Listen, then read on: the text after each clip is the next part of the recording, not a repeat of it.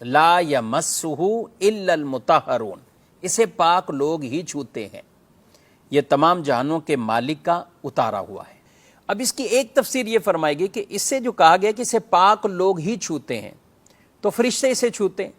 فرشتے گناہ شرک ہر طرح کی برائی سے وہ پاک ہے، معصوم ہے، تو فرشتے چھوتے ہیں۔ دوسری تفسیر یہ ہے کہ قرآن پاک کو ایسے لوگ ہی چھوتے ہیں کہ جو شرک سے پاک ہے، یہ بھی ایک تفسیر۔ اور ایک یہ تفسیر کہ قرآن پاک کو صرف وہی چھوتے ہیں جو پاک ہیں، اور یہاں پاک ہونے سے مراد باوضو ہیں۔ ایک ہے جس آدمی پر غسل فرض ہے تو وہ تو چھو ہی نہیں سکتا، وہ بھی نہیں پکڑ سکتا چھو سکتا، لیکن جو وضو میں نہیں ہے، بے وضو ہے، ویسے پاک ہے، یعنی غسل فرض نہیں ہے اور بے وضو ہے، تو وہ قرآن کو ہاتھ نہیں لگا سکتا، بلا حائل اس کا چھونا ہاتھ لگانا یہ سب حرام ہے۔ قرآن کو چھونے کے لیے وضو کرنا فرض ہے،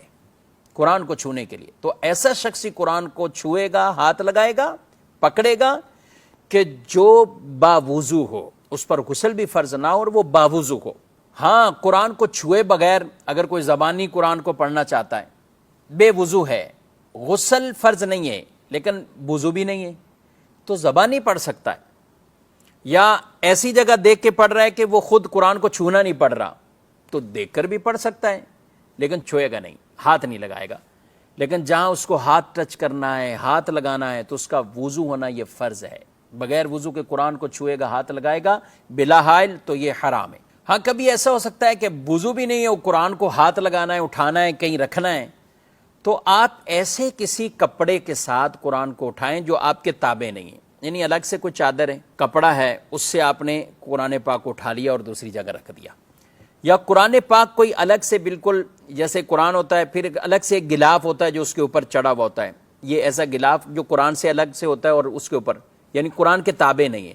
تو وہ اگر ایسے لپٹا ہوا ہے تو پھر آپ ٹھیک ہے، پھر آپ اس کو اٹھا کر رکھ سکتے ہیں، یہ چھونے کی اجازت ہے، یعنی بے وضو بھی ہیں تو آپ اس صورت میں اس کو چھو سکتے ہیں اور یعنی وہاں اٹھا کر رکھ سکتے ہیں، کیونکہ اب آپ نے بلا حائل یہ نہیں چھوا، بیچ میں وہ غلاف حائل ہے یا چادر سے آپ نے اٹھایا ہے، کپڑے سے اٹھایا ہے، تو اب بیچ میں یہ حائل بن جاتے ہیں، تو یہ اٹھانے کی اجازت ہے۔ اسی طرح ناظرین کرام، اگر آپ عام جگہ بھی قرآن کی کوئی آیت لکھی ہوئی ہے اور آپ کا وضو نہیں ہے، تو اس آیت کی جگہ پر آپ کا ہاتھ لگانا یہ جائز نہیں ہے، نہ اس جگہ پہ نہ اس کی بیک سائڈ پہ، اسی جگہ پہ آپ ہاتھ لگائیں تو یہ جائز نہیں ہے، اس کا بڑا اہتمام ہونا چاہیے۔ آج کل ہمارے موبائل میں باقاعدہ جو ایپ کے ذریعے یا موبائل میں قرآن پاک ڈاؤن لوڈ کر لیا، اب آئی پیڈ پہ ہو یا موبائل میں، تو ہمارے علماء کرام اس حوالے سے بھی ان کی دو آراء ہیں۔ بعض علماء یہی کہتے ہیں کہ اس میں بھی وضو کرنا فرض ہے،